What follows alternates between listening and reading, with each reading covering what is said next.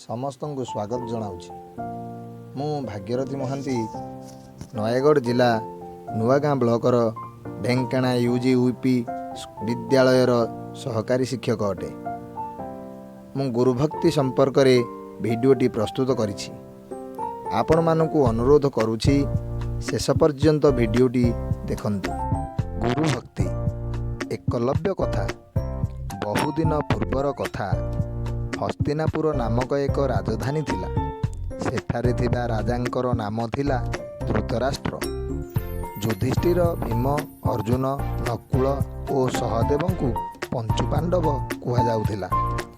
ଦୁର୍ଯ୍ୟୋଧନ ଏବଂ ତାଙ୍କର ଅନେଶ୍ୱତ ଭାଇଙ୍କୁ କୌରବ କୁହାଯାଉଥିଲା। ସେମାନଙ୍କର ଗୁରୁ ଥିଲେ ଦ୍ରୋଣାଚାର୍ଯ୍ୟ। ଦିନେ ଗୁରୁଦେବ ନଦୀରୁ ଗାଧୋଇ ଆଶ୍ରମକୁ ଫେରୁଥିଲେ। ଏହି ସମୟରେ ଜଣେ ଶବର ପିଲା ତାଙ୍କ ପାଦ ତଳେ ପଡ଼ି ନମସ୍କାର କଲା। ତାଙ୍କର ଶାନ୍ତଶିଷ୍ଟ ମୁହଁ ଦେଖି ଗୁରୁଦେବ ପଚାରିଲେ, ବାବା, ତୁମେ କିଏ? ତୁମେ ରାଜାଘର ଆଖଡ଼ାଶାଳକୁ ଆସିଛ କାହିଁକି? ଶବର ପିଲା କହିଲା, ଗୁରୁଦେବ, ମୋର ନାମ ଏକଲବ୍ୟ, ଜାତିରେ ଶବର। ଆପଣଙ୍କ ଠାରୁ ଧନୁର୍ବିଦ୍ୟା ଶିଖିବାକୁ ଆସିଛି। ଏହା ଶୁଣି ଗୁରୁ ଦ୍ରୋଣାଚାର୍ଯ୍ୟ କହିଲେ, ତୁମେ କ୍ଷତ୍ରିୟମାନଙ୍କ ସହିତ ଧନୁର୍ବିଦ୍ୟା ଶିଖିପାରିବ ନାହିଁ। ଗୁରୁଦେବ ମନା କରିଦେବାରୁ ଏକଲବ୍ୟ ମନ ଦୁଃଖରେ ଘରକୁ ଫେରିଗଲା। ବଣରେ ଥିବା ଶବର ଗାଁରେ ତାର ଘର। ତାର ଘରଠାରୁ ଗୁରୁଦେବଙ୍କର ଆଖଡ଼ାଶାଳ ମଧ୍ୟରେ ଥିବା ଗଛପତ୍ର ସବୁ କାଟି ପକାଇଲା। ଗୋଟିଏ ବଡ଼ ଗଛ ମୂଳରେ ଦ୍ରୋଣାଚାର୍ଯ୍ୟଙ୍କର ପଥର ମୂର୍ତ୍ତିଟିଏ କରି ବସାଇଲା। ସେଠାରେ ରହି ସେ ମନକୁ ମନ ଧନୁଚାଳନା ଅଭ୍ୟାସ କରିବାକୁ ଲାଗିଲା। ଦ୍ରୋଣଗୁରୁ ତାଙ୍କ ଶିଷ୍ୟମାନଙ୍କୁ ଯେତେବେଳେ ଯାହା ଶିଖାଉଥିଲେ, ଏକଲବ୍ୟ ତାହା ଲକ୍ଷ୍ୟ କରି ଅଭ୍ୟାସ କରୁଥିଲା। ଦିନେ ପାଣ୍ଡବ ଭାଇମାନେ ବଣକୁ ପାରେଧି କରିବାକୁ ଯାଇଥିଲେ। ତାଙ୍କ ସାଥିରେ ପୋଷା କୁକୁରଟି ଯାଇଥିଲା।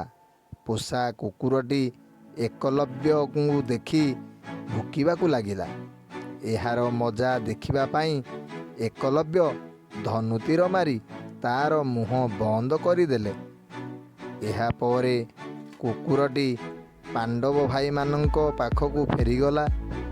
ପାଣ୍ଡବ ଭାଇମାନେ କୁକୁରକୁ ଦେଖି ଆଶ୍ଚର୍ଯ୍ୟ ହୋଇଗଲେ।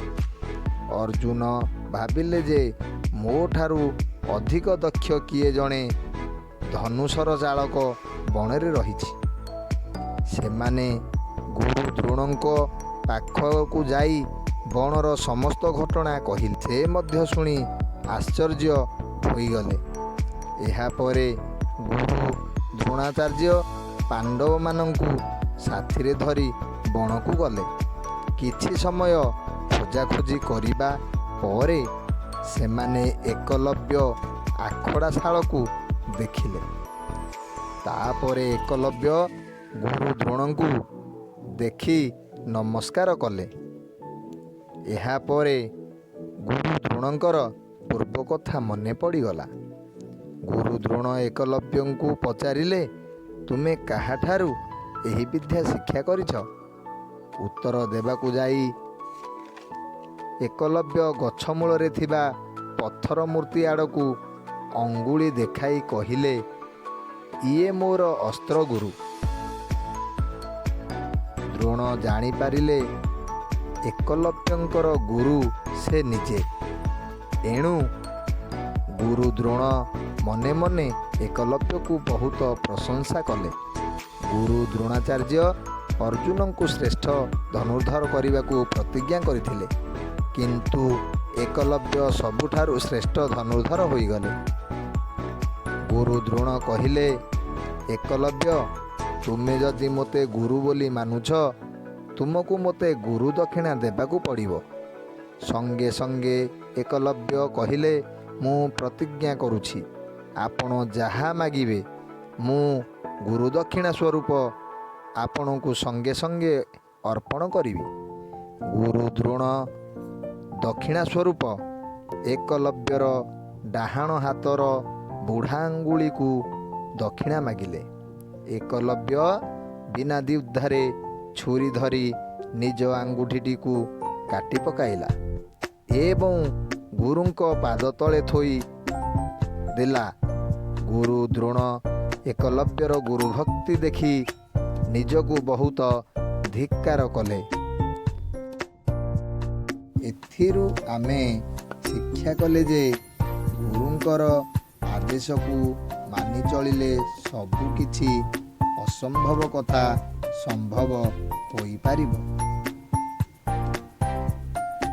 ଏହି ଭିଡ଼ିଓଟିକି ଦେଖିଥିବାରୁ ଆପଣମାନଙ୍କୁ ଧନ୍ୟବାଦ, ବହୁତ ବହୁତ ଧନ୍ୟବାଦ।